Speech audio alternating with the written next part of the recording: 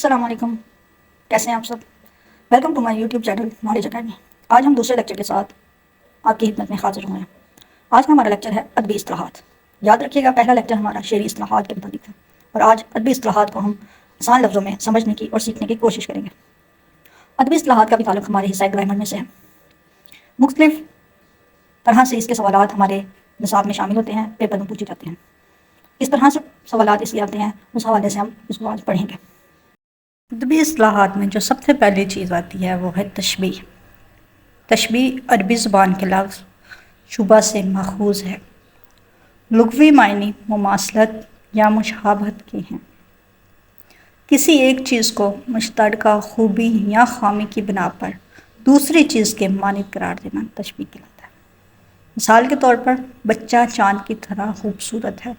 اب یہاں بچے کو چاند کے ساتھ تشبیہ دی گئی ہے۔ تشبیہ کے 5 ارکان ہیں: مشبہ، مشبہ بہ، وجہ شبہ، حرف شبہ اور غرض شبہ۔ مشبہ، جس کو تشبیہ دی جائے، مثلا بچے کو چاند سے تشبیہ دی گئی ہے، لہٰذا یہ مشبہ ہو گیا، بچہ جو ہے وہ مشبہ۔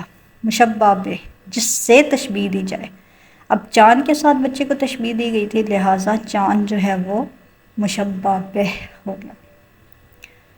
تو یہ چیز آپ لوگوں نے ذہن میں رکھنی ہے کہ مشبہ اور مشبہ بہ میں کیا فرق ہے۔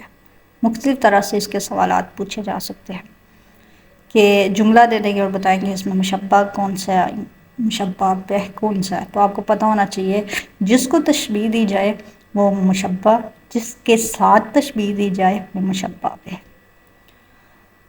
آگے تیسری اس کی قسم ہے وہ ہے وجہ شبہ۔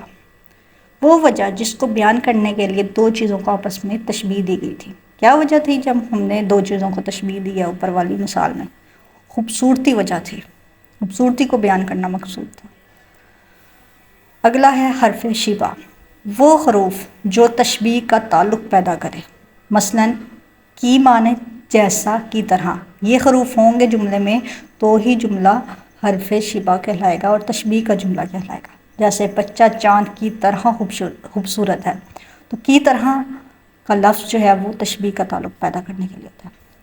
5ویں نمبر پہ غرض شبہ، جس مقصد کو بیان کرنے کے لیے تشبیہ استعمال کی جاتی ہے اس کو غرض شبہ کہتے ہیں۔ غرض، مقصد، جیسے خوبصورتی۔ اس جملے میں خوبصورتی کو بیان کرنا مقصود تھا، مقصد تھا۔ اگلی ادبی اصطلاحات میں جو چیز آتی ہے وہ ہے استعارہ۔ استعارہ عربی زبان کا لفظ ہے جس کے معنی ادھار لینا ہے۔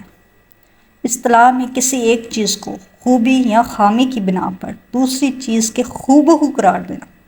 وہاں تو مانند قرار دینا تھا، کی طرح قرار دینا تھا، لیکن یہاں ہو قرار دینا۔ جیسے دیکھو میرا شیر آیا، جیسے ماں بچے کو کہتی ہے دیکھو میرا شیر آیا۔ وہ شیر تو نہیں ہوتا اس کا بچہ، لیکن بالکل اس کی بہادری کو بیان کرنے کے لیے شیر کہتی ہے۔ استعارے کے 3 ارکان ہیں: مستعار لہو، مستعار منہ، وجہ جامع۔ مستعار لہو، جس کے لیے ادھار لیا جائے، مثلا لڑکا۔ اب یہاں لڑکے کی بہادری کو بیان کرنے کے لیے ہم نے شیر کا لفظ استعمال کیا، تو لہٰذا یہ مستعار لہو ہو گیا۔ اگلا ہے مستعار منہ، جس سے ادھار لیا جائے۔ اب شیر سے ادھار لیا تو وہ مستعار منہ ہو گیا۔ تیسرا جو رکن ہے وہ ہے وجہ جامعہ۔ جس وجہ کو بیان کرنے کے لیے ادھار لیا گیا تھا وہ وجہ جامعہ کہلاتی ہے۔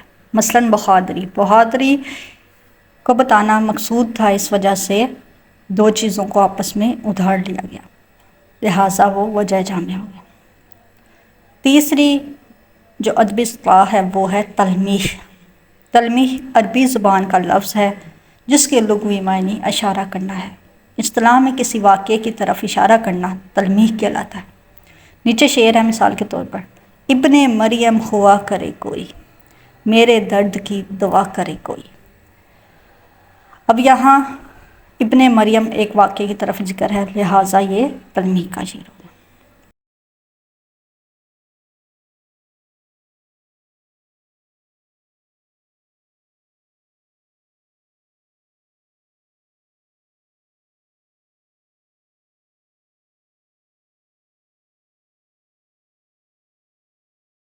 امید ہے آپ کو سمجھ آ گئی ہوگی۔